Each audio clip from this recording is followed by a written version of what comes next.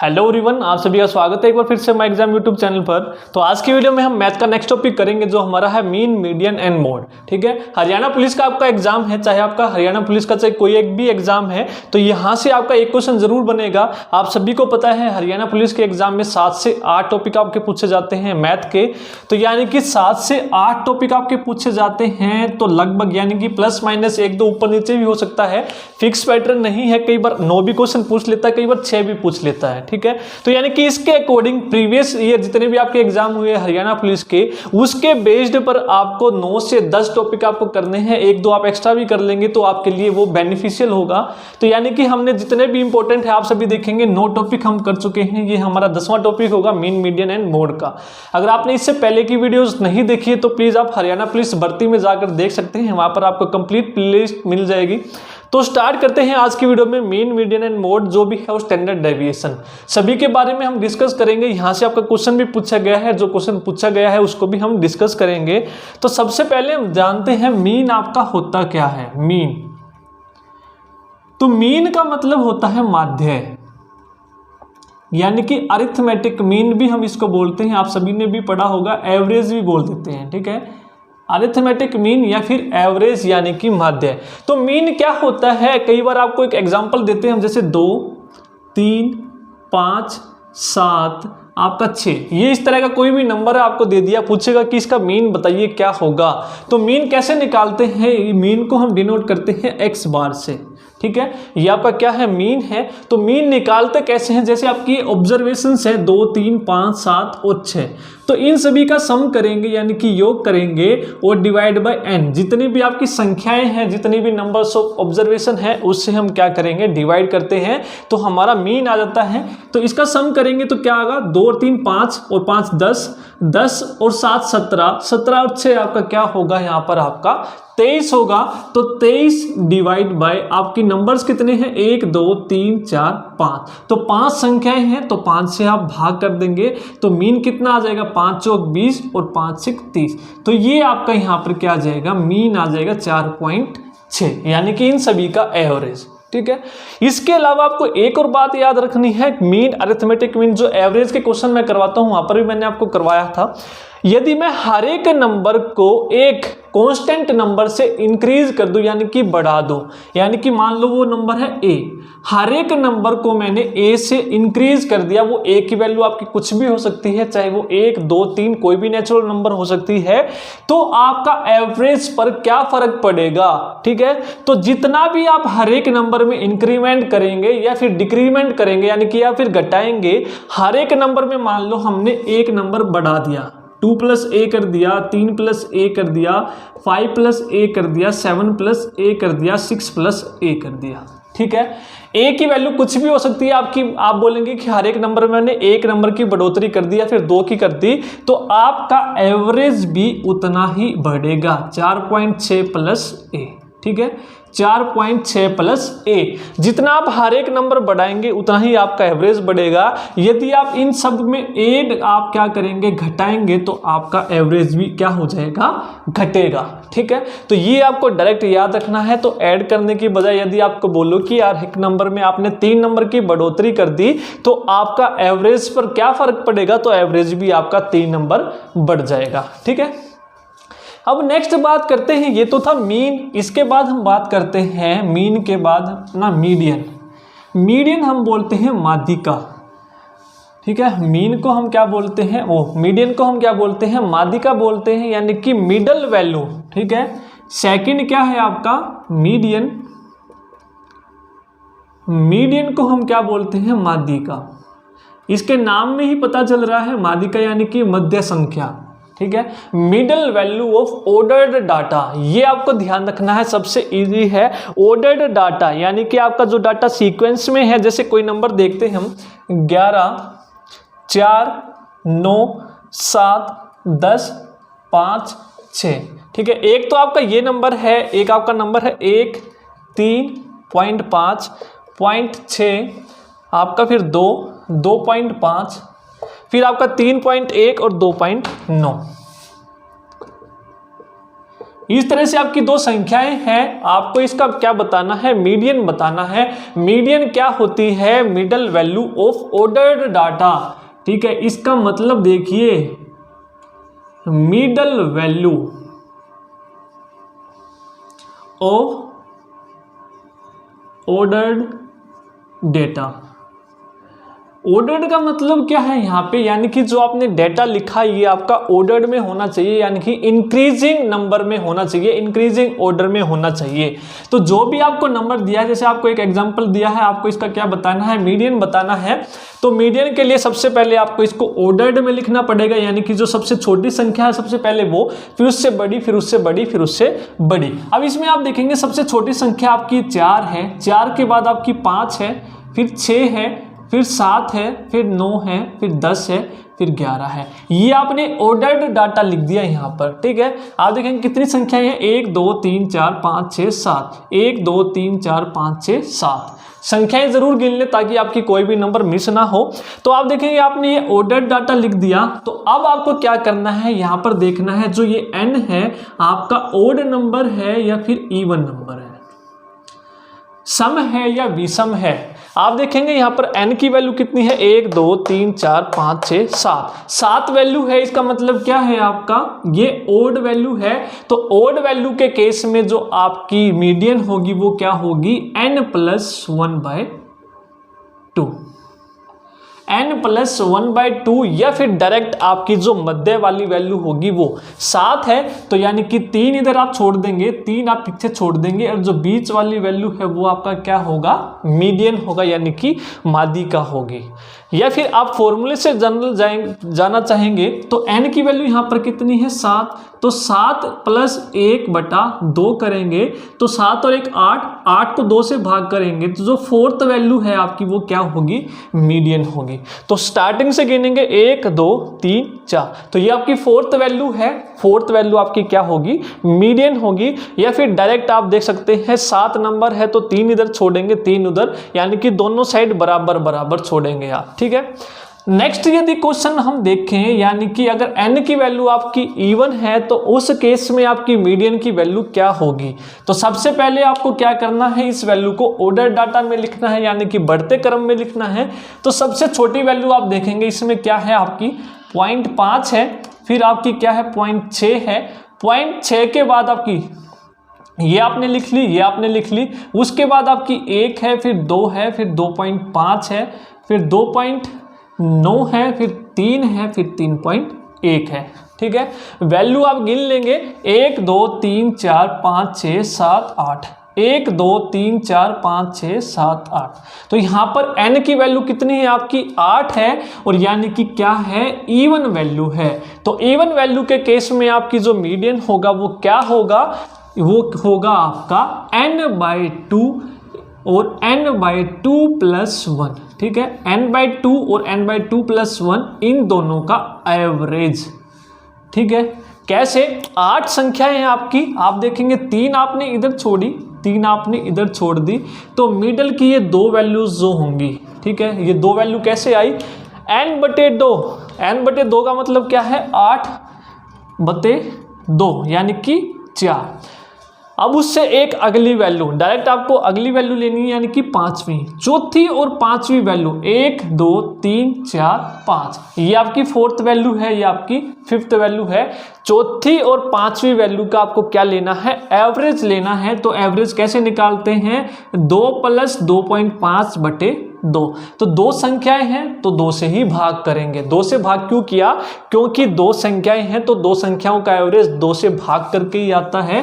तो ये क्या होगा, 4.5 / 2, तो ये आपका क्या हो जाएगा, 2.25। ठीक है, 2.25।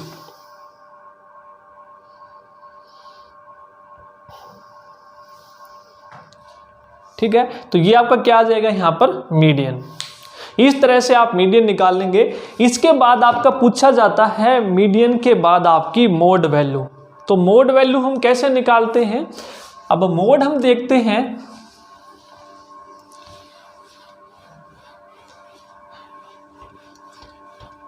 तीसरा आपका पूछा जाता है मोड, यानी कि बहुलक।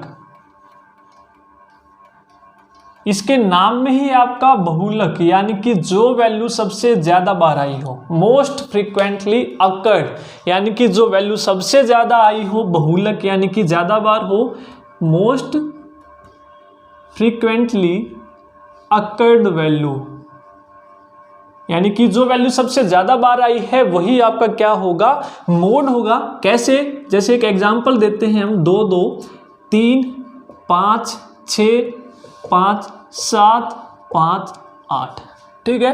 अब आपको क्या देखना है, इसका आपको मोड निकालना है, तो बहुलक यानी कि इसमें जो सबसे ज़्यादा बार आपकी वैल्यू आई है वही क्या होगा, आपका मोड होगा। तो आप देखेंगे इसमें 2 कितनी बार आया है, 2 बार आया है, 3 आपका एक ही बार आया है, 5 आपका 1 2 और 3 बार आया है, बाकी सभी एक एक बार आए हैं। यानी कि इसका जो मोड होगा वो आपका कितना होगा, 5, क्योंकि 5 आपका 3 बार रिपीट हुआ है। जो वैल्यू सबसे ज़्यादा बार रिपीट हो वही आपका क्या होगा, बहुलक होगा, ठीक है। तो आपसे कुछ भी पूछ ले, कोई भी एग्जाम्पल देख ले, आपको देखना है कौन सी वैल्यू सबसे ज़्यादा बार पूछी गई आई है, और जो सबसे ज़्यादा बार आई है वही आपका क्या होगा, मोड होगा, ठीक है। अब नेक्स्ट देखते हैं। अब आपका होता है तीनों के बीच में रिलेशन होता है। आपने मीन पढ़ लिया, मीडियन देख लिया और मोड देख लिया, ठीक है। तो आपका देखेंगे जो मोड होता है, तीनों में रिलेशन क्या होता है, 3 median mode is equal to 3 median minus 2 mean. ये आपका तीनों वैल्यूज में रिलेशन होता है। कई बार इस पे भी आपका क्वेश्चन पूछ लिया जाता है, mode is equal to 3 median minus 2 mean. तो कैसे याद रखें, कई बच्चों को याद नहीं रहता। आप देखेंगे एमई वाले आपके यहाँ पर आएंगे, एमई, ठीक है। मीडियन बड़ा है तो बड़े के साथ बड़ी वैल्यू, मीन छोटा है लिखने में तो छोटे के साथ छोटी वैल्यू। इस तरह से आप याद रखेंगे 3 मीडियन माइनस 2 मीन। अब आपका एक क्वेश्चन दिया जाता है इस पर बेस्ड, वो क्या है आपका, यदि आपकी मीडियन की वैल्यू 12 है, यदि मीडियन 12 है और मीन आपका 8 है, तो मोड की वैल्यू बताइए क्या होगी। तो मोड की वैल्यू क्या होगी, तो आपको कुछ नहीं करना, ये फॉर्मूला यूज करना है, मोड इज इक्वल टू क्या हो जाएगा, 3 मीडियन। तो मीडियन कितना है 12, तो 3 गुना 12 कितना हो जाएगा आपका 36 माइनस 2 इंटू मीन, मीन की वैल्यू कितनी है 8, तो 2 गुना 8 कितना हो जाएगा आपका 16, तो 36 में से 16 माइनस करेंगे तो कितना आ जाएगा आपका 20। तो ये क्या हो जाएगी आपकी मोड की वैल्यू। इस तरह से आपको ये तीनों वैल्यूज याद रखनी है, और जो भी आपसे पूछा जाता है इसी तरह के आपसे क्वेश्चन पूछे जाएंगे। आई होप आपके डाउट क्लियर हो गए होंगे। अगर आपको समझ में आया है पढ़ाया हुआ तो प्लीज़ वीडियो को लाइक ज़रूर कीजिए और ज़्यादा से ज़्यादा ज़रूर शेयर कीजिए।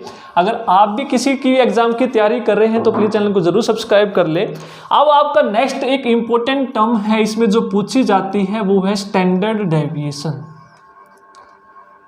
स्टैंडर्ड डेविएशन वेरी इंपॉर्टेंट है, ये आपकी पूछी जाती है। स्टैंडर्ड डेविएशन आपका क्या होता है।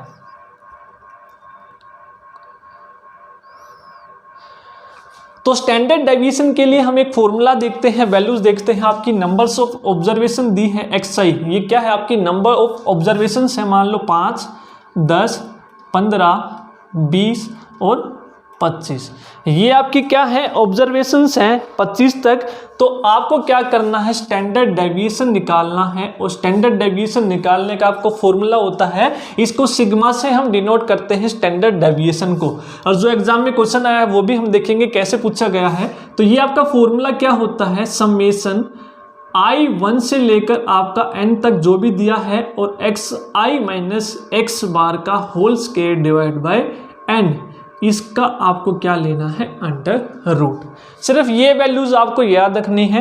कैसे, अब देखिए आपको xi ये सभी की सभी आपकी वैल्यू है, x बार आपका क्या है, मीन है। इसका आपको मीन निकालना है। एक तो आप डायरेक्ट निकाल सकते हैं, अभी हमने मीन निकालना सीखा क्या, जितने भी आपकी ऑब्जर्वेशन है इनको ऐड करेंगे और जितनी संख्याएं हैं ऑब्जर्वेशन की उससे डिवाइड कर देंगे। 5 और 10 15, 15 और 15 30 और 20 50, 50 और 25 आपका कितना हो जाएगा 75। ठीक है, इसको डिवाइड करेंगे 1 2 3 4 5 से, क्योंकि जो आपकी ऑब्जर्वेशन है कितनी है आपकी 5 है, तो मीन क्या हो जाएगा आपका 15। एक तो आप इस तरह से निकाल सकते हैं, या फिर आपका गैप यदि उसमें आपका कॉमन डिफरेंस सेम है तो आपकी जो मिडल वैल्यू होती है वही आपका क्या होता है, मीन होता है। आप देखेंगे हर एक में गैप कितना है, सेम है, तो मिडल वैल्यू आपका क्या हो जाएगा, डायरेक्ट मीन हो जाएगा। तो मीन आपका कितना आ गया यहाँ पर 15।